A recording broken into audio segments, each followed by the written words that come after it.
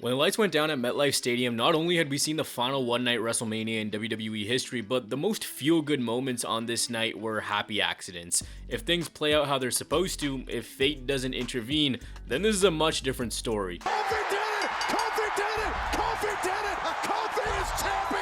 The emotional peak of WrestleMania 35 came in the match between Daniel Bryan and Kofi Kingston. The fans willed Kofi Mania into existence, and for the first and only time in his career, he captured the biggest prize in the company. Mustafa Ali confirmed that this match was never supposed to be him or Kingston, it was going to be Kevin Owens contending for the championship. Bryan, about 5 years before this, found himself in the same position where fans rallied behind him and they were able to turn the tide in his favor and get WWE to pivot away from their original plan of Batista versus Randy Orton. In current time, he's the planet's champion, and for the first time in forever, he's trying to get the fans against him by using his environmentalism to tell the story of this run. On the December 11th, 2018 episode of SmackDown, Mustafa Ali made the move over from 205 Live and stepped up to him. This week he ended up tapping out, but on the following week's edition he pinned the champion in a tag match. As the year shifted to 2019, he continued to hover around the title scene. In Houston, he was supposed to be one of 6 men inside the Elimination Chamber, but weirdly enough, in a match against Randy Orton, the Viper accidentally stomped him in the face, giving him a concussion and a black eye. This, as well as other injuries at live events, forced him into concussion protocol. He was so shaken up that he said that he couldn't sit without needing to use his hands for balance. In an interview with Chris Van Vliet, he said Randy was apologetic a few years after the fact for essentially halting his momentum.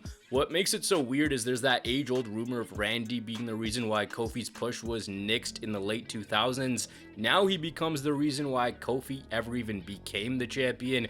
Even if the original push continues, who knows if that momentum is enough to find himself in that tier of wrestler. If I had to wager a guess, I'd say it's still probably unlikely. Randy had either stomped me like in the stomach or something like that, something that basically made me sit up to sell. And like I've watched Randy work for years, and usually like it's like stomp and he takes his time, and like stomp and then he takes his time. But for whatever reason, I guess he was feeling like to stomp me again in the stomach. So he went for like 2 stomps.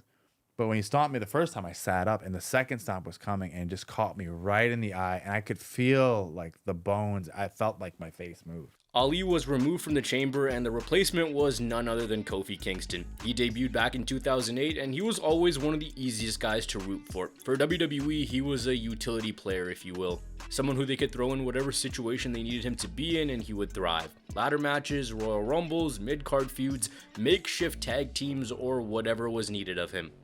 At this time, he'd found his footing as a member of the New Day, and he was comfortable in that role. It didn't look like a world title would be in the cards for him. He competed in a gauntlet match where he wrestled for over 40 minutes and even pinned the current WWE champion before eventually tapping out to AJ Styles. On this night is where the fans started to chant Kofi, and his momentum picked up big time. Ali spoke with Corey Graves and later Chris Van Vliet, confirming that this was his spot. He was asked if he could go 60 minutes.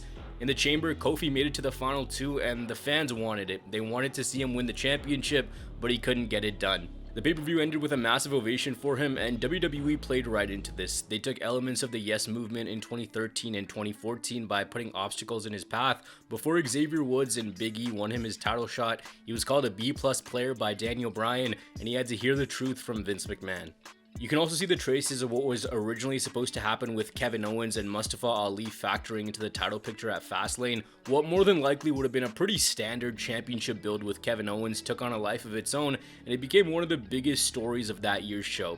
At WrestleMania, WWE pulled the trigger and they had Kofi win it all. This couldn't have gone to a nicer guy, and it's one of those moments where wrestling gets romantic, when it tells you that if you chip away at something long enough and hard enough, in weird ways you'll be rewarded. This, barring the timeline becoming even more wacky, is the peak of his entire career, a beautiful moment for the ages, and something that was never supposed to be. As for Daniel Bryan, all you can do is wonder. The Planet's champion was an entertaining run, and it still seemed like it had a ways to go. After this, he went back into the tag team division with Rowan, while Kevin Owens became Kofi Kingston's first challenger. If he still holds the championship, beating Kevin Owens, where does it end and who ends it? Are we looking at a case where it is Kevin Owens who does it at a SummerSlam? In that case, he's a 2-time world champion. Was the reign that Kofi ended up having originally planned to be a continuation of the title reign for Bryan against the likes of Samoa Joe and Kevin Owens? There was this one story post SummerSlam where someone was attacking Roman Reigns and they did this huge whodunit. If he's still champion heading into the show, busy with someone else after the Owens match happening, is the reveal really Eric Rowan? You can hypothetical this one to death, but what we got was a moment that hit you right in the feels, and it was courtesy of Randy Orton. Becky Lynch takes it all tonight. At WrestleMania 34, Charlotte beat Asuka in a very controversial booking decision. She had just come up from NXT undefeated and won the first ever Women's Royal Rumble. There was a lot of excitement that she'd become a force on the main roster. Why this happened was because WWE had something big planned for next year's show. Just a few days after, Carmella cashed in her Money in the Bank on Flair. You guys know the cash in where Mike Chioda asked her 88 times if she's sure. Somewhere around the few months leading into WrestleMania, Charlotte Flair ruptured both her breast implants, which she needed to go away and get surgery for because, as she put it, this was one of the worst cases of silicone poisoning her doctor had seen. During that time, Becky Lynch becomes the #1 contender for the SmackDown Women's Championship at SummerSlam. Under the surface, the fan base had gotten, let's say, a little tired of Charlotte winning over and over again. They thought this was someone who was being force-fed down their throats, the Nepo baby who continuously had everything handed to her. For Becky, she had gotten her chances, but wasn't as prominently featured as some would have liked. She felt more authentic. It felt like they could do more with her. The story was that Becky was gonna do it. She was gonna break through and prove that she was worthy of being in those same spots, that she shouldn't have been left behind. Flair post-surgery returns just a few weeks before the show and they add her into the match. At this point, she's a babyface, especially to Vince McMahon, and you can clearly see what they wanted this to be. At SummerSlam, Charlotte wins the SmackDown Women's title after pinning Lynch, and post-match, Flair is getting booed by the live crowd before Becky turns on her, and just listen to this. Oh, Becky! This was supposed to be a heel turn, but the Brooklyn crowd went crazy. Maybe they thought that this wouldn't be the reaction because on the following SmackDown, WWE fails to read the room and by a long shot. People wanted Becky to win the championship because that was the story. They didn't want another Charlotte win, especially after WrestleMania. The next show, they make her go out and cut a "You People" promo. Everything she says in the 5 minutes she speaks for makes complete sense, and the crowd cheers for basically every point made. Yes, you fought for months. Yes, you earned your way into a singles match. Yes, it was your opportunity. So very desperately, they try to swing the dynamic how they want it. Lynch bad, Charlotte good. She eventually beats Flair for the SmackDown Women's title at Hell in a Cell, and they have a pretty fun rivalry, all things considered. Their Evolution match is a blast. They do a good job with the friendship angle, but at the same time, Becky has a new edge to her as the man. She does not care nor fit into a proper heel or babyface mold. She was the one who was for the people who had been held down and were raging against the machine. WWE actually did course correct because of the reactions, and they just let her do her thing. Survivor Series this year was another installment of brand warfare where she would take on the Raw Women's Champion Ronda Rousey. She debuted earlier in the year and was undefeated. On the November 12th episode of Raw, the SmackDown women invade the show and Nia Jax breaks Becky Lynch's nose, causing her to suffer a concussion. This also gives us a closing shot for the ages. Lynch with blood dripping down her face, looking like nothing could stop her. At this time, her popularity really seemed like it was at its peak, and it was really hard to imagine a time period where she'd become the focal point of the entire company. But since this match was taken away, that happened the next year. You gotta keep in mind that this is an era where WWE wanted you to have it their way. They were gonna dictate who was a good guy and who was a bad guy, and the audience didn't really agree with that so much. When you have Flair, who they're trying to force as a babyface, when you have Roman, who everyone knew needed a refresh, now Ronda is creeping into that same forced territory. When someone like Becky comes around, it's easy to get behind them and give the FU to the company. It was their way of rebelling against the company creations for people maybe they didn't want to put in the spotlight as much as the fans forced them to. Lynch and Rousey became the fresh matchup, the what if. The replacement ended up being Charlotte. See, earlier in the video when I mentioned WrestleMania 34 and her beating Asuka, it was for a reason. Reports emerged just a few days after the show that the company was planning Flair versus Rousey as the main event of next year's show at MetLife.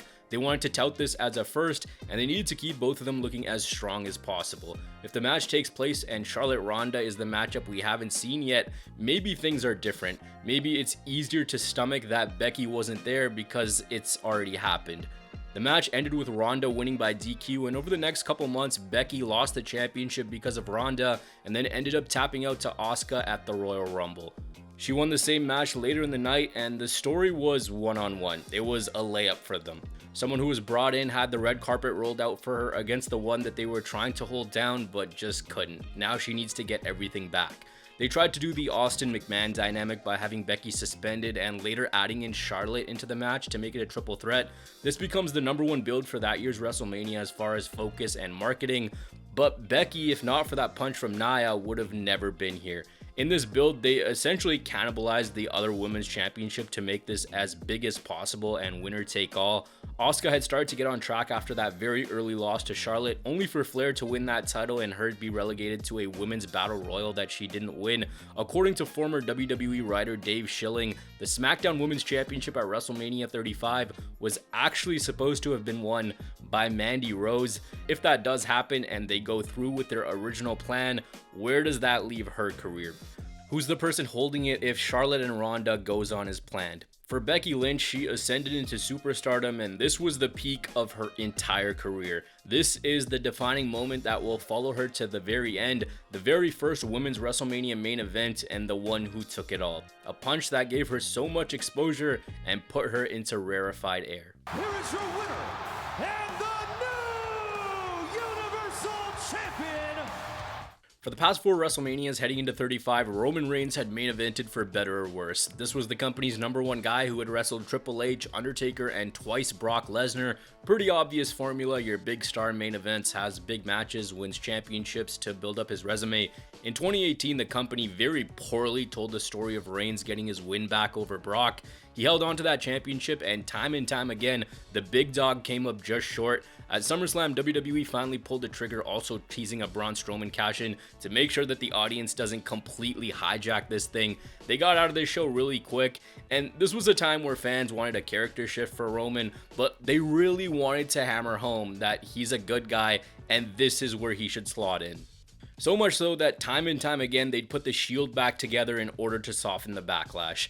However, these reunions were so unbelievably cursed, it makes no sense. In 2017, when they were put back together, the company had a meningitis outbreak, so Kurt Angle replaced Roman Reigns at TLC. Later in the year, Reigns came back, but this time it was Dean Ambrose who suffered a triceps tear.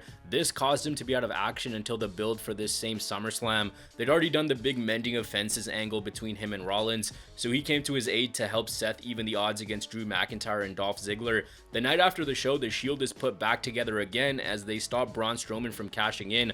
Fast forward, and what changes WrestleMania is the core fundamental of Roman not being a bigger factor in the weeks of TV leading up to that event. He unfortunately had to take a leave of absence from WWE because of his leukemia coming back, vacating the Universal Championship. That was the same night that Seth Rollins and Dean Ambrose won the Tag Team Championships. Ambrose turned heel very suddenly, and we got that run.